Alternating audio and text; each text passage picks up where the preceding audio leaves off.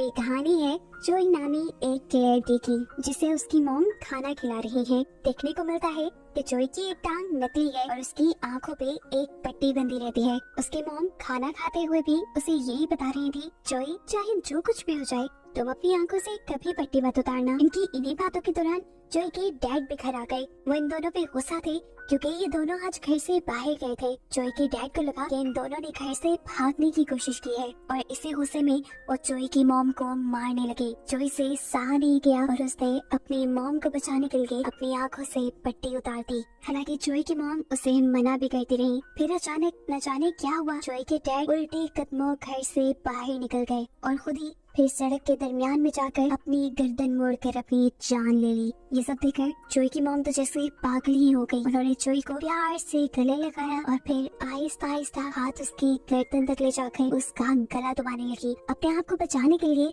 जोई ने अपनी मॉम की आंखों में देखा और फिर सीन कट हो गए। अगले सीन में हमें देखने को मिला कि जोई की मॉम और वो एक नदी के किनारे पे हैं, जहां आते ही अब जोई की मॉम को होश आया है और वो रोते गिड़गिड़ाते हुए अपने बेटे से अपनी जान की भीख मांग रही हैं। और यहाँ आकर हमें रिवील हुआ कि जोई के पास कुछ पावर्स हैं, जिनकी मदद से वो लोगों को देखते ही अपने कंट्रोल में कर सकता है और उनसे अपनी मर्जी के काम करवा सकता है। यही वजह थी कि उसकी मॉम आज तक उसे अपनी आंखों से कपड़ा नहीं उतारने देती थी। अब कहानी में कई साल गुजर जाते हैं और दिखाया जाता है कि जोई बड़ा हो चुका है। उसकी पावर्स भी बचपन से कई ज्यादा गुना बढ़ चुकी हैं। जोई सभी लोगों से अलग थलग रहता था क्योंकि वो नहीं चाहता था कि कोई उसकी एबिलिटीज को जाने। वो अपनी इन्हीं एबिलिटीज, अपनी इन्हीं पावर्स का इस्तेमाल करते हुए लोगों को अपने कंट्रोल में करके बड़े ही आराम से पैसे चुराता था और अपनी सारी जरूरतें पूरी कर लेता था। रहने के लिए अब उसके पास कोई घर तो नहीं था, लेकिन वो आलीशान होटल के स्टाफ को अपने कंट्रोल में करके वहाँ रहता है। अब सीन कट होता है और हमें मूवी में एक नए कैरेक्टर से मिलवाया जाता है, जिसका नाम है इनकुबान। वो एक रिसाइकल पॉइंट पे काम करता है और उसके दो दोस्त भी हैं, जिनके साथ उसकी ये लाइफ काफी अच्छी जा रही है। एक दिन ये लोग जब मौज मस्ती करके इनकुबान को उसके घर ड्रॉप करते हैं, तो बातों में इनकुबान सड़क पे ध्यान नहीं देता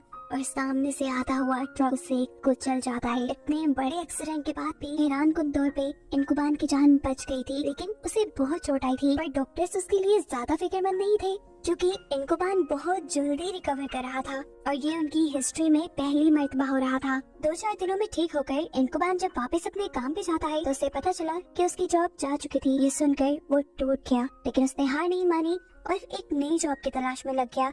ये नई जॉब उसे मिली एक छोटे से स्टोर में, जहाँ उसे चीजों की रखवाली करनी थी। शॉप का ओनर बताता है कि आए दिन उनकी दुकान से चोरी हो जाती है, लेकिन सीसीटीवी कैमरास में कोई चोर नजर नहीं आता। इनकुबान को बस अब उनकी शॉप की रखवाली करनी थी। अगले दिन यहीं पर इनकुबान को यांग नाम की लड़की मिलती है, जो कि शॉप ओनर की बेटी थी। बातें करते हुए इन दोनों की काफी अच्छी अंडरस्टैंडिंग हो गई। कुछ दिन ऐसे ही गुजरते रहते हैं। फिर एक दिन इनकुबा से मिलने के लिए उसके दोस्त उसी की शॉप पे आ जाते हैं, जिनसे मिलकर इनकुबा बहुत खुश हुआ था। साथ ही इनकुबा के पास पे ये सभी मिलकर बातें करने लगे कि एकदम से वहाँ पर आ गया जोई। जोई ने आते ही सब लोगों को एक साथ अपने कंट्रोल में कर लिया, क्योंकि जैसा हम जानते हैं कि उसकी पावर्स पहले से कई ज्यादा बढ़ चुकी हैं। जोई अब ऑनर को ही हिप्नोटाइज करते हुए उसे लॉकर खोलने की कमांड करता है, जिसके बाद ऑनर उससे पैसे निकाल कर जोई को देने लगे। अब यहाँ बैठे हुए इनकुबा को एकदम से फील हुआ कि वो अपने जिस्म को हिला नहीं पा रहा। वो बहुत ही मुश्किल से अपने दिमाग पे और अपने जिस्म पे काबू वापस पाता है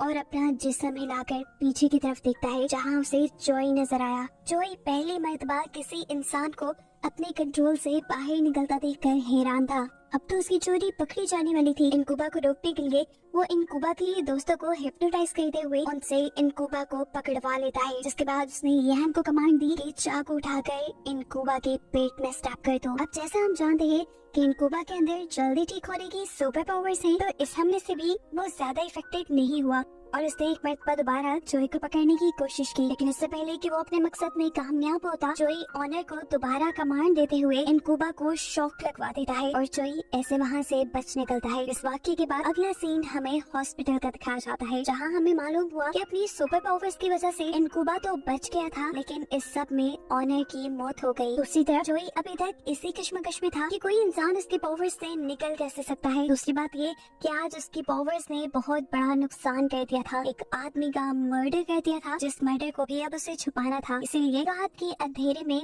वो चाहता है उसी शॉप की सीसीटीवी फुटेज चुराने, जो फुटेज उससे पहले इनकुबा और उसके दोस्त भी वहाँ चुराने आ चुके थे, क्योंकि इनकुबा वो पहला इंसान था जो जोई की हकीकत जान चुका था और जोई की हकीकत सबको बताने के लिए उसे ये फुटेज चाहिए थी। इस मर्तबा जोई अकेला नहीं आया था, बल्कि वो अपने साथ बहुत सारे लोगों को अपने कंट्रोल में करते हुए लेकर आया था। जो कुछ भी हुआ था वो इनकुबा के दोस्तों को भी पता था और वो ये भी जानते थे कि जोई इन सारे आदमियों के जरिए उनके ऊपर हमला करवा सकता है। इसी के डर से वो दोनों वहाँ से भाग जाते हैं, लेकिन इनकुबान यहाँ से नहीं भागता और सीसीटीवी फुटेज चुरा कर वहीं पर छुप जाता है। अब जोई को भी इनकुबान के यहाँ होने का अपनी पावर्स की वजह से पता चल जाता है और वो सीसीटीवी फुटेज उससे लेने के लिए उस पर हमला करना शुरू कर देता है। लेकिन इनकुबान बचकर बाहर अपनी वैन में आ गया। यहाँ आकर उसने देखा कि अब जोई बिल्कुल अकेला था। अब वो उसके ऊपर हमला करने की भी कोशिश नहीं कर रहा, ना ही उससे लड़ने की। और तब वो ये बात समझ गया कि जोई को हमला करने के लिए लोगों की जरूरत होती है। मौके का फायदा उठाकर उसने जोई को पकड़ने के लिए उसका पीछा करना शुरू कर दिया। अब एक सुनसान जगह पे जाकर जोई रुक गया और उसके पीछे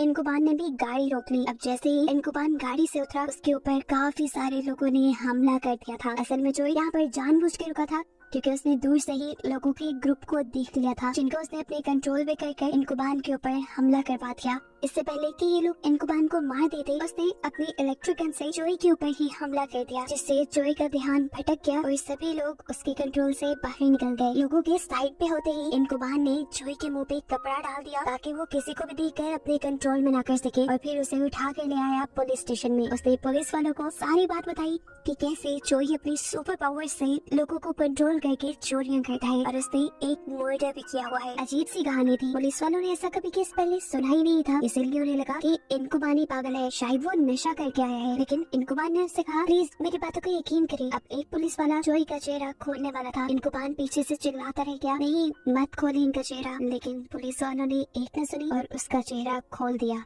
और ऐसे फौरन जोई ने उन सबको अपने कंट्रोल में कर लिया। जोई सभी पुलिस वालों को अपने कंट्रोल में करते हुए इनकुबान के ऊपर हमला करवा देता है, लेकिन किसी तरह बचकर वो पुलिस स्टेशन से बाहर निकल आया। जोई को अब इनकुबान से खतरा महसूस होने लगा था। वो इनकुबान को मारना चाहता था, इसलिए उसने इनकुबान का पीछा किया, जो कि अब एक रेलवे स्टेशन पे आ चुका था। यहाँ पर जोई एक साथ रेलवे स्टेशन पर खड़े हुए सभी लोगों को अपने कंट्रोल में कर लेता है, लेकिन फिर भी इनकुबान उसे कहीं नजर नहीं आया। इनकुबान को ढूंढने के लिए उसने एक औरत को कमांड दी अपना बच्चा चलती ट्रेन के आगे फेंकने की। वो जानता था कि इस बच्चे को बचाने के लिए इनकुबान जरूर आगे आएगा और उसकी सोच के बिल्कुल मुताबिक हुआ भी ऐसा ही। इनकुबान उस बच्चे को बचाने के लिए सामने आ गया।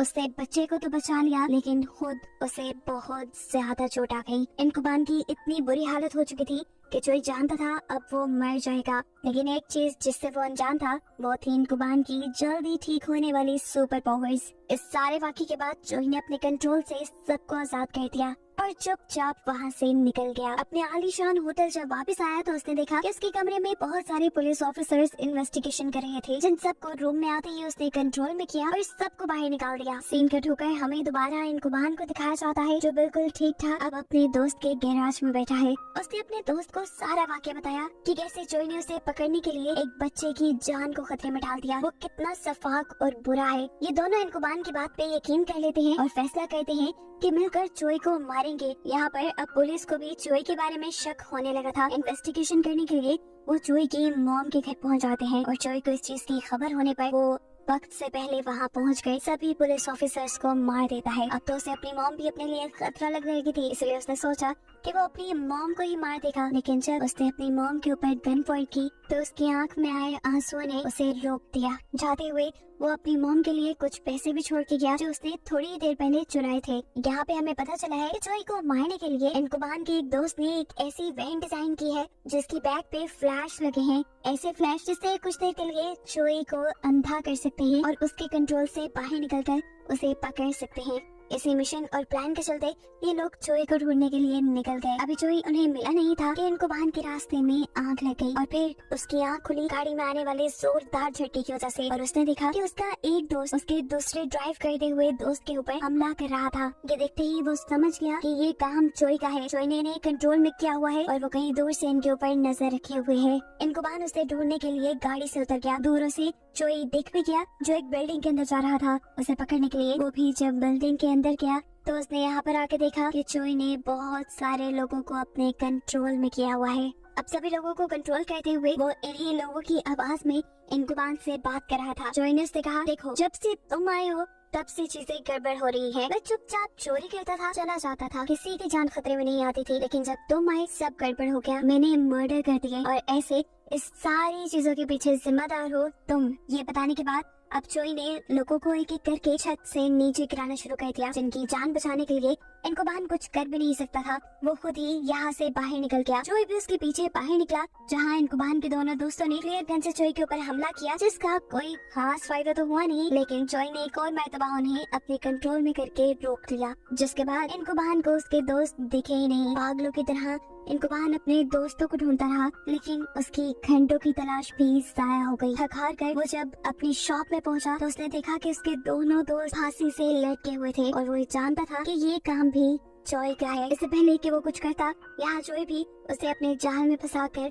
फांसी से लटका देता है और खुद तीनों को मरता छोड़कर यहाँ से बाहर निकल जाता है। इनकुबान भी मर ही जाता, लेकिन किस्मत से उसे पास पड़ा एक कटर दिख गया, जिसकी मदद से उसने रस्सी तोड़कर अपनी जान बचा ली। लेकिन वो अपने दोस्तों को नहीं बचा पाया और इस वजह से वो बहुत दुखी था। अब इससे पहले चोई कोई और गड़बड़ी ना कर देता, वो चोई को रोकने के लिए जैसे ही बाहर गया तो उसने देखा कि चोई यान की गाड़ी में बैठ चुका है। उससे लिफ्ट मांगते हुए वो समझ गया कि अब यान की भी जान खतरे में है, इसलिए वो इन दोनों का पीछा करता है। पीछा करते हुए उसने बहुत मरतबा यान को रोकने की कोशिश भी की, लेकिन चोई ने उसे पहले से ही अपने कंट्रोल में किया हुआ था। सड़क पे चोई इनकुबान को रोकने के लिए सड़क पे मौजूद सभी ड्राइवर्स को अपने कंट्रोल में करके एक टाइम पे उनसे ब्रेक लगवा देता है, ताकि वहाँ बहुत बुरा एक्सीडेंट हो और इनकुबान मारा जाए। लेकिन उसके मरने से पहले ही उसे अपनी गाड़ी के अंदर अपने दोस्तों की सोल दिखाई दी, जिन्होंने उसे एक स्पेशल बटन के बारे में बताया, जो बटन दबाते ही गाड़ी किसी रॉकेट की रफ्तार से एक्सीडेंट होने से पहले ही वहाँ से निकल गई। इसके बाद हमने देखा कि चोई यांग को लेकर एक ऊंची बिल्डिंग में आ चुका था। वो यहाँ से गिराकर यांग को मारना चाहता था, ताकि उसके डैड यानी शॉप ओनर के मर्डर का केस करने वाला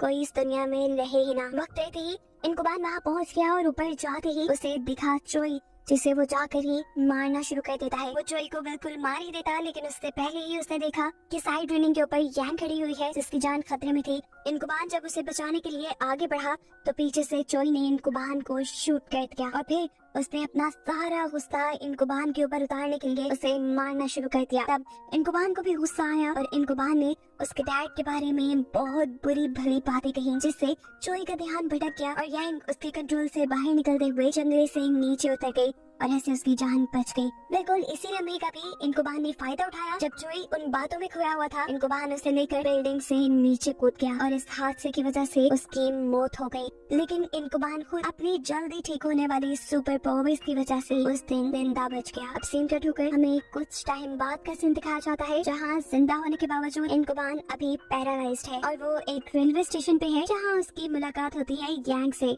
उसे पता चला कि यांग अब एक एयर होस्टेस बन चुकी है। इनकी इन्हीं बातों के दौरान इन्होंने देखा कि एक बच्चा ट्रेन की पटरी की तरफ बढ़ रहा था। वो यहाँ से गिरकर मर जाता, लेकिन कोई उसकी मदद को आगे बढ़ा और ट्रेन तेजी से वहाँ से गुजर गई। सब लोगों ने डर की आंखें बंद कर ली थी और जब सबने आंखें खोली तो देखा कि इनकुबान ने उस बच्चे की जान बचा ली है। ये देखकर यांग भी खुश हुई और बस यही दिखाते हुए कहानी यहाँ खत्म हो गई।